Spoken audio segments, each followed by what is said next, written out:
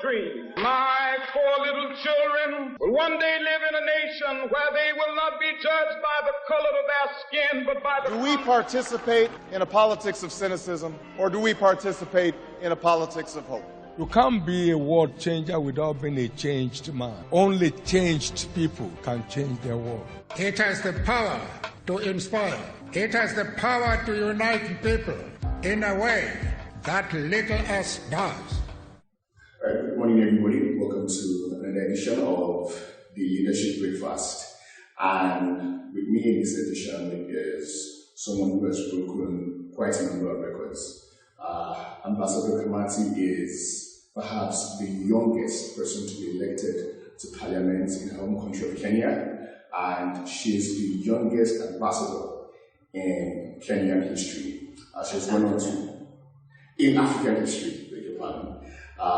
She has gone on to work with the United Nations, with NEPAD, and currently she's the CEO of the Kenyan National Heroes Organization. So we will be talking to her about her experience starting out in leadership at a very early age, 2021, and the journey so far. So now, welcome to the show. Thank you very much. All right, so what was going through your mind when you were elected to parliament at a very, very young age? With the experience that you have? I don't think that I looked at it the way I look at it today. Wow. Then I was brave, I was young, I was fearless. I just thought it was normal. It was the normal thing to do. Because when I looked at the crowds that my party was addressing, they were all my age mates. I was looking at myself. So I thought, if we're talking leadership, why don't you lead yourself? It's a generational issue. And I believe that, and it was clear that young people were ready to have one of their own campaign. In fact, I remember when I used to campaign, I'd go to my constituency, they would tell me, we got you. We'll deal with the presidential campaign. Wow. Wow. Okay, so that experience, yes, I know that you feel that you could have done it probably differently now based on the experience you have now. But in hindsight, what did that experience, getting into that kind of position at a very young age, teach you? It taught me that we are not braver than we think that we are. We have more capacity than we believe that we do. And that I think this issue of generational change, especially in the African continent, is not a pipe dream. I'm a living reality. I am youthful now, and I'm not going to claim that I'm a young person because I was part of the formation of the African Youth Charter, where we really fought to ensure that it was enshrined in constitutions across this region that young people are between 18 and 35. And so I've handed over the baton to the younger generation, but I'm still a champion. Okay, so, for leadership. Of course. Now, you were in 2014 listed as one of the youngest, most powerful women in Africa by Forbes. That was done based on what your experiences have been and what you have gone through. Looking at Africa now, looking at the fact that we've had here in Nigeria a varied series of experiences with NSAS and all that. So young people are saying, we're going to contest in the next elections. If you look at your neighbor there in Africa, Uganda, you have a young person trying to offset, offstage the establishment, so to speak. What would you tell young people who are aspiring to these positions right now about what it takes to lead? Because a lot of young people want to aspire to lead, but they do not necessarily know what it takes to lead when you get to that seat. Like Barack Obama said, and that's one of our slogans at Leadership Breakfast. You don't know what it takes to lead until you sit on that seat. And I know that you've had the experience of sitting on that seat as a young person. So for a lot of young people that West Africa who are coming out to say, we want to lead, what's the first thing you tell them? Organize, mobilize, and be prepared for it. I mean, no one is waiting for you with open arms. It's a challenge, especially in Nigeria. In East Africa, we've done very well. I mean, in Kenya, My youngest member of parliament was about 22, 23, and I'm happy that I led the way as the youngest when I got into the East African Legislative Assembly. Still waiting for more people to come and meet my record as the youngest ambassador in the continent. We did have one young person who came from Tanzania who was 19, and he was farm-rep to the United Nations. So, I think that was Alexander Gates. I can't remember. But yeah, okay, please go ahead. So, but the issue is you have to mobilize, you have to organize yourself, you have to be ready for the fire, you have to be ready for the pushback. Nobody's moving just because there's a belief that young people's turn to lead is today.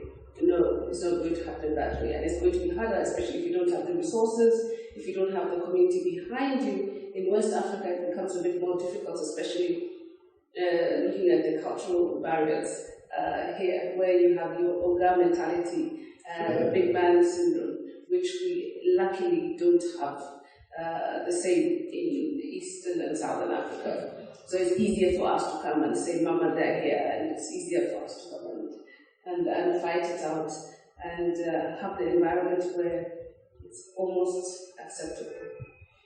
Okay, organize and mobilize. I'll come back to that, but I want to teach you about something that a lot of young people don't seem to understand. So, about 2-3 years ago, we signed a bill here in Nigeria called the Not Too Young to Run Bill. And that was basically to say that people in a certain age can run for president and all that. No, I'm not Nigerian. By the way, your last name now is Yahaya. It's Yahaya. So you're Nigerian and married. You're just Kenyan by birth. Okay, so you mentioned something, and that's what brought me to that question. I was going to ask you that question. That brought me to that question, which was to say that in Nigeria we have the Oga the top, the big man mentality. And when that bill was passed, I wasn't against the bill necessarily, but I said to my friends that there's a lot that stands in the way of young people getting into positions, much more than the age limits or the age barriers. We mentioned resources. We mentioned, okay, let's call it what it is, godfatherism, so to speak. So before you even organize and mobilize, you have these issues contending. Politics is quite capital intensive, and that's why you mentioned resources. So what's your quick win approach to first dealing with these issues of resources, godfatherism, before you come to mobilizing? Organize and mobilize. Okay. The one thing that we have on our side is numbers. Wow. Once you've organized, everything else will be mobilized. From the community level. From the community. You will be surprised that resources come once you're organized. Wow. That's part of mobilization. Wow. But you start with organization. Organize yourself. Organize your people. Organize your neighborhood. Organize the young people. Organize your generation. Organize. Okay. Sit and plan. Okay. It's about numbers. It's about statistics. It's not rocket science. It's not African magic. It is what it is. It's numbers. So what you're saying is anyone who wants to contest in 2023 as a young person should be in his community right now, organizing and mobilizing. That's the only place you're going to get votes from. You're not going to get it from the villa. You have to get back home to the ground, to the people. Get your age mates, get your classmates, get your year mates, get your neighbors, get your village mates. Wow.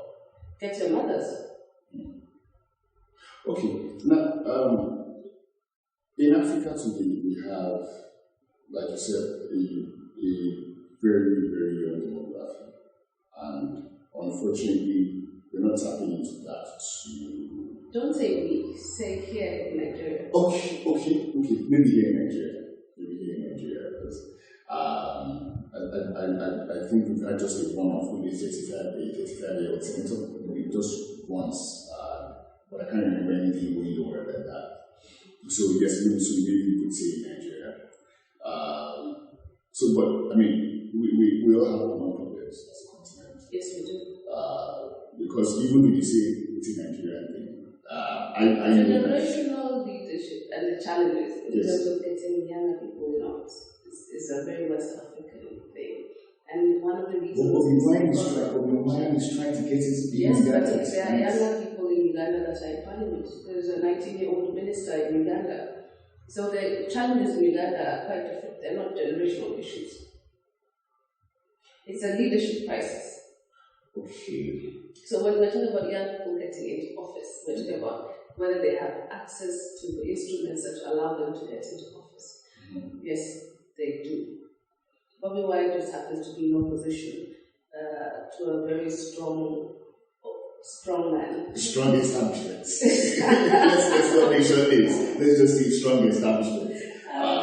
So that, Okay, so yeah, I get that. Now let me switch a little bit to the other side. Because there are three critical roles here. The political process, the electoral process, and then the governance process. And the governance process is key. And so a lot of people will tell you that they see a lot of young people in government, or in governance, not necessarily as governors or senators or whatever, but even as commissioners, but they're disappointed at what they see that these young people turn out. Youth is not a qualification. Yeah, I mean, so that's why I'm going to ask you this question. That building capacity before you get into those positions, how do young people ensure that they build bigger capacity before they strike at those positions? Because it's easy to say, I want to contest, I want to go to parliament, for instance. You were the deputy head of mission of a consulate at a very young age. That's something that you need to build enormous capacity for. So what it's institutional. I mean, if we set up institutions that work and that are functional, then it's not an issue of age, because you can have a 90-year-old person who has absolutely no experience in how to run a country, and we'll assume that because he's 90, he's had 70 years of experience with leadership, which is a lie. But if you have institutions that work, institutions are supposed to be structured in such a manner that allow learning, continuous learning and education. There is no genius when it comes to political leadership. Right. So, I agree with you on that. But what I'm saying is that a lot of young people aspire to these positions. But they just see the beauty of the office from the outside. They don't know what the hard work it takes to achieve success. It's like everything. It's like love, marriage, and growing up. So it's okay to see glamour. But just know that once you get in, you are in for the long haul. Everybody sees the glamour in it, and it's not just young people. Young people shouldn't be blamed for assuming that the lifestyles of the rich and famous is a fantasy, or it's a wild dream. It does happen, but it happens through hard work, through patience, or it should happen that way. It's a serious responsibility that young people must take. But I don't like blanket condemnation on young people, because I have seen, and I work with, and I walk with, and live with young people that actually have serious ideals in terms of what needs to happen for the country, what needs to happen for the people, what needs to happen for the continent, what needs to happen for a generation. Right, and I understand that. However, unfortunately, you call them the silent majority, because... That is unfortunate indeed. Exactly. Now, I want to flip to the other side, back to the other side of politicking and the electoral process. You went through the campaign, and you were one of the successful ones by campaigning. One of the most advanced democracies, or perhaps the most advanced democracy in the world, just went through a campaign process. And they're still feeling the fallouts of that. People asking Congress to impeach the president because he incited people to go to the heart of any democracy, the legislature, and to sack that organization. And I mean, this is basically a follow-up of what the election process was all about. For you, what are the most important takeouts that a young person who wants to contest for an office should look into? Because for someone like Donald Trump, he mastered the art of propaganda, and that's what he used even in his first campaign in 2018. He tried to use it this time around. Maybe it didn't really work for him, but you have done a campaign. You have gone through campaign. I prefer using local. You prefer using? Local. Okay, right. But use your own example. Local examples, yeah. Right? Yeah. You see, there are those that campaign, but there are those that ensure that those that campaign win. Right. And you cannot have someone who's campaigning without campaigners and without voters. So the most important part of and the role of young people is not he or she that will lead, it's they that ensure that they put in the he or she that leads. Okay. So we must stop focusing on one person. It's not one person. You cannot get into office without people. Yeah. And that's the part of organize. Organization means mobilizing your troops, mobilizing believers, mobilizing thinkers. There's no one person with all the solutions, with all the ideas, but there's one person who can have access to a network of ideas, solutions, peace, progress, so on and so forth. And we've seen many young people take office in the continent, many young people who have done very well. We've also seen many of them stay in power or overstay in power. I think we were just discussing. So, gave an example of one who happens to be a good friend next door in Kenya. That notwithstanding, that's another thing. We must know when the expiry date comes, when it's time to leave office. But it goes back again to institutions. Right. And institutions are made by the Constitution. Nobody just stands outside a lift in a queue until they know that if you do not stand in the queue, you do not get into the lift. Nobody just obeys traffic lights unless they know without the cameras coming on and catching your number plate as you drive and getting a fine or having your license plate revoked. You can get arrested. Those are things, those are institutions, that's the Constitution, those are laws, those are rules, those are regulations. Man by nature is meant and is made to break or try and find a way to. But if we have laws that are put in place to ensure that we don't cut corners, if we have laws that are put in place to ensure that there's 1/3 gender, there's 1/3 young people, there's 1/3 people living with disabilities, if we have laws in place to ensure that procurement is done in a certain way, it is open, and this is going to be the public participation process, and so on and so forth, then that starts working. The problem is when our lawmakers refuse to make laws because they are scared to be governed by order. It comes back to law and order. And what young people can do is change that. Ensure they come in with new ideas and to ensure that new ideas come in. Young people in Kenya have mobilized themselves to ensure the 30%. We fought. It wasn't easy. Nobody likes this kind of people in Kenya. But we have a 33-year-old governor. Wow. We have a 19, 20-year-old person who's been in parliament. Not because the status for the establishment, the institutions that are like young people per se. No, they don't. We are erratic by nature. And we shouldn't change who we are as young people. Right. But so long as we're governed by law and there's order in the process, then it means there is equity. And that is what young people should be fighting for. Space on the table. But also remember that it's a very transit stage.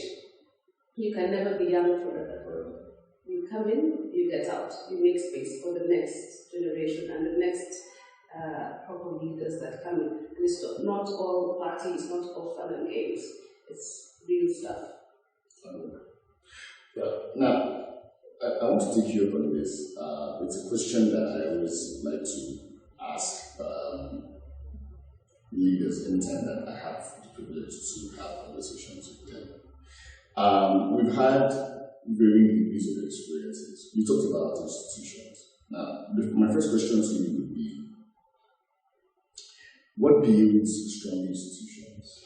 Law and order or strong personalities? No. We must move away from personality-based leadership to law and institution-based leadership. We must have judiciary that works. We must have an INEC or IABC that works. We must have a legislative arm of government that follows the rules and sets the proper rules. We must have a presidency that is accountable to the people. Strong personalities lead to cultism. Strong personalities lead to strong men and strong women syndrome. If you allow me, and I'm a strong personality, I will run with the law and make sure I have it my way. But for as long as there are rules and regulations, my strong personality is then useful in ensuring that that is followed. But don't you think that's a black man's thing? Because we've seen people like, for instance, Yvonne Khamati Yahaya before. He went about. It was a strong personality, created strong institutions, and those strong institutions still abide in Singapore. I mean, you can see it in one of these, just one of those one-off slides. But it did work. But unfortunately, here in Africa, just like you said, you find strong men who become cult heroes, so to speak. And you see that in Trinidad, you see that in Cameroon. I mean, we're not mentioning names, but you see all these things. Why are you scared? So, no, but my point is, don't you think that's more of a black man syndrome? Absolutely not. There's no black man syndrome. Power is power. Power is an aphrodisiac, whether you're white, black, yellow, Indian, Chinese, African, British, or so on and so forth. And that is why we have constitutions in place. That's why we have rules of law to govern men, because we have seen the number of tyrants from the West are more than those that we have seen. We have one in place right now. I was thinking Hitler. But yes, I mean, one could say that. But even then, it goes back to the people and the choice they made. I mean, 70 million votes is not a small feat. Absolutely. So that is not something that you wish away. Absolutely. We may not agree. But it has its roots. But we have our own problems back home, and I think our problems are much bigger than following what's happening there. Because they have strong institutions. They do, and we've seen them working. We've seen a no-fly list for those that were there. We've seen people being arrested. We've seen institutions coming to place. We've seen the threat of impeachment. Tell me, in some African countries, if there's anybody that will even dare mention the word impeach, or rule, or constitution, or law, or order. Okay, so if I get you right, I think that what you're saying is that a lot of young people should concentrate more on going into the legislature to change the kind of laws that we have that will bring about stronger institutions. Absolutely. And ensure that we move with the times. We need to start having more women in office. We need to start having more young people. We need to recognize people with disabilities, people with special abilities. And the only generation that can do that is the new generation. But to do that, we must stop playing around and believing what we have been told by those who've written our history that is not actually real. If you look at African history as it was before, there was a place of leadership for everybody, be it women, be it men, be it young people. There was a council for each, and before any decision was made, everybody was consulted. But this thing that we have of old man, old woman syndrome, where we practically worship, prostrate at the feet of those that manipulate us, that rob us, that rape our economies, must come to an end. And that's not disrespect.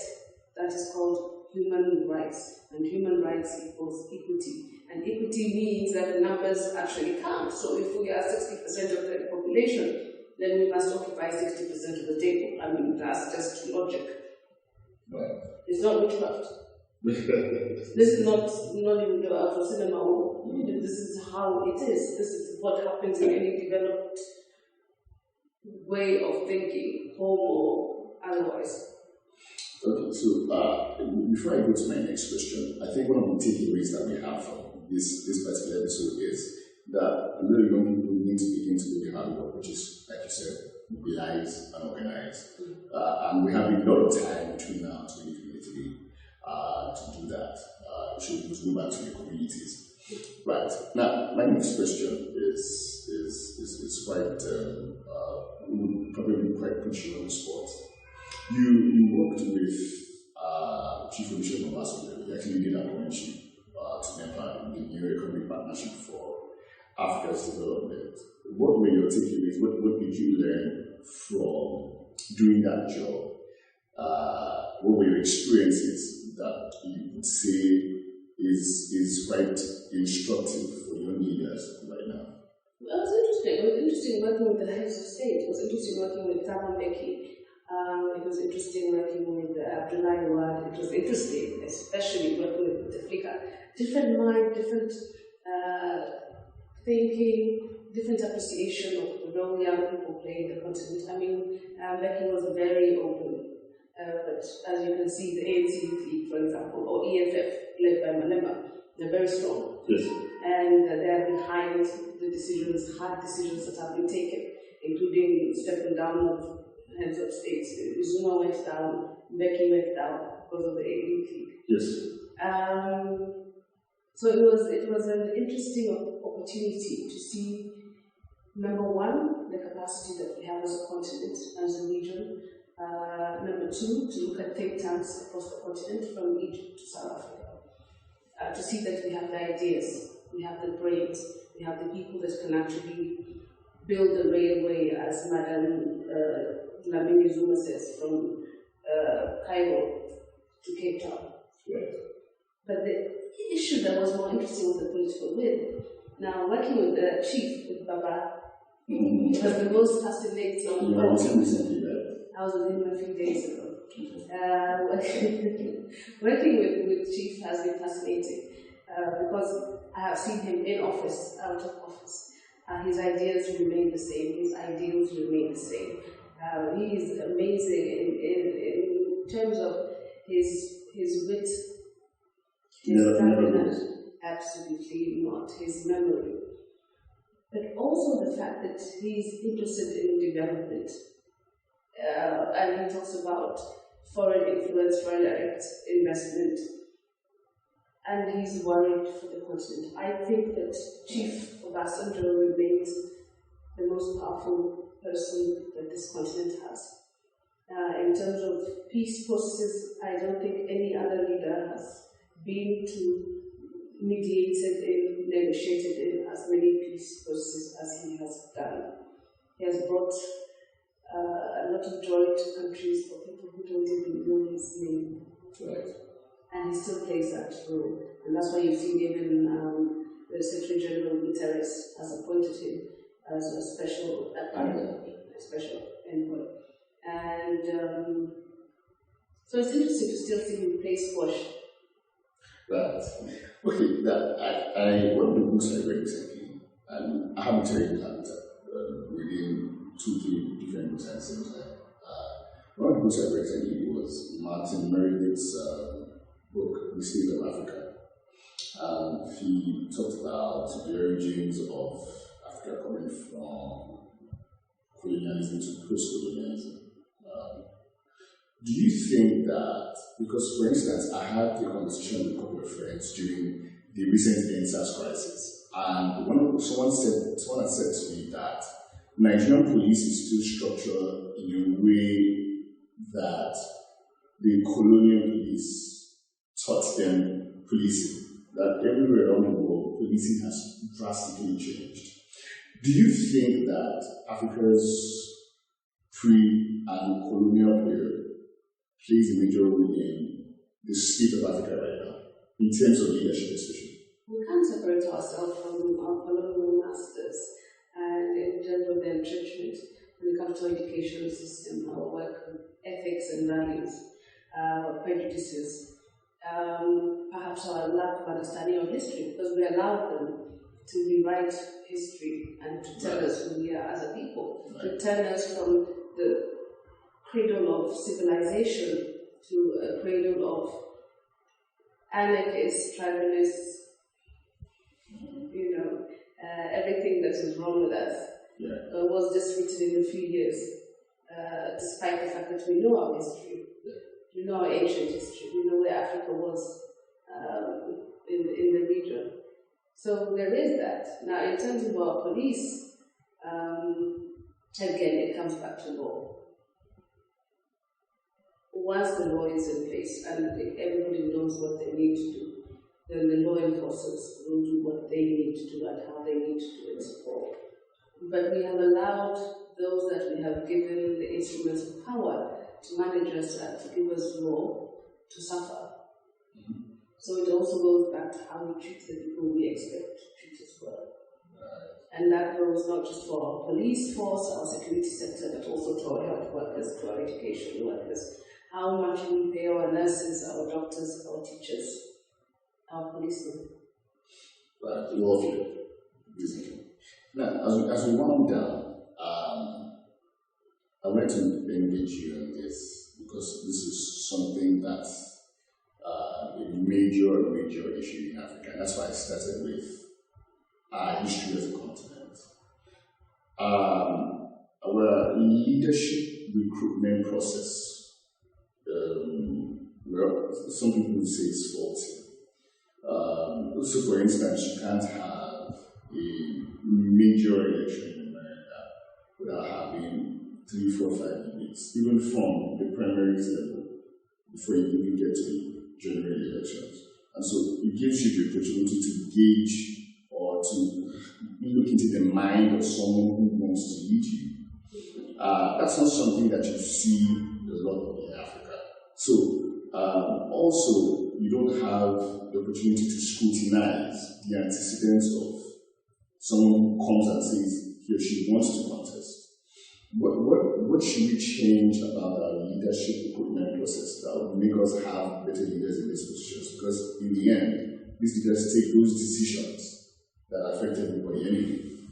They do. That's why we need to put leaders in place to ensure laws that are in place to ensure that it's not personality based. Right now, what we have is clan-based, religious-based, tribal-based leadership.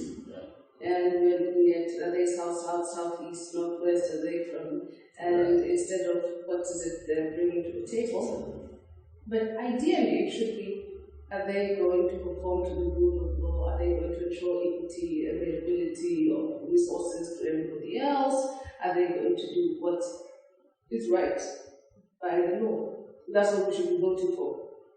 People that are able to do what they're there to do.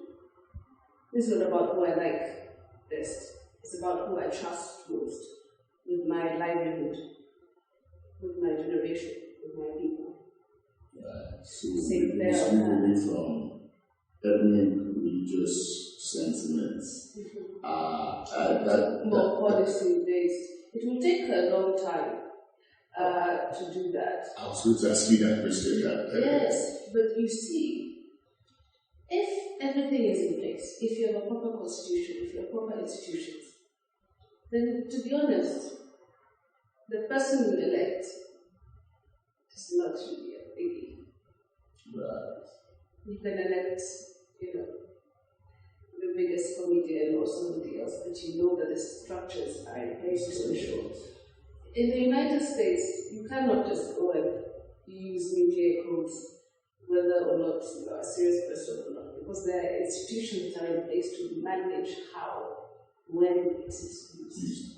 You must be able to have access to the military, to the CIA, you must have access to various institutions that are independent, and so you are assured that there are people that know the protocols that come with it.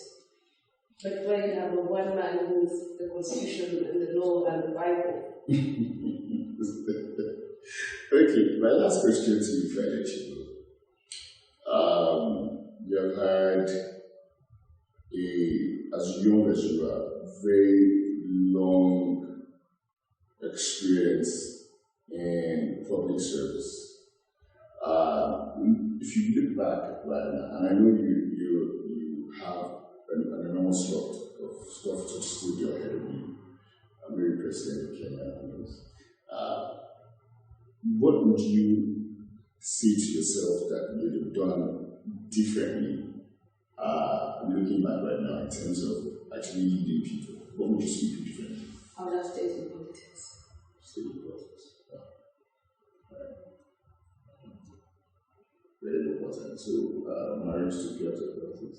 No, marriage has not taken me out of anything. It's put me in the center. Politics is the center of every family, by the way. Yeah. I can imagine. Yeah, but no. Worked it, and. But you can always get back in it. Absolutely, and never say never. Never say never. Never say never. Elections are next year, so just keep watching. Right.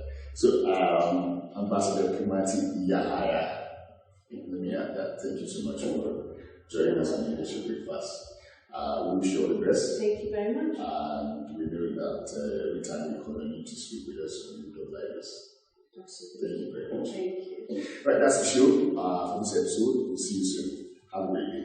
I have a dream. My 4 little children will one day live in a nation where they will not be judged by the color of their skin, but by the... Do we participate in a politics of cynicism, or do we participate in a politics of hope? You can't be a world changer without being a changed man. Only changed people can change their world. It has the power to inspire. It has the power to unite people in a way that little else does.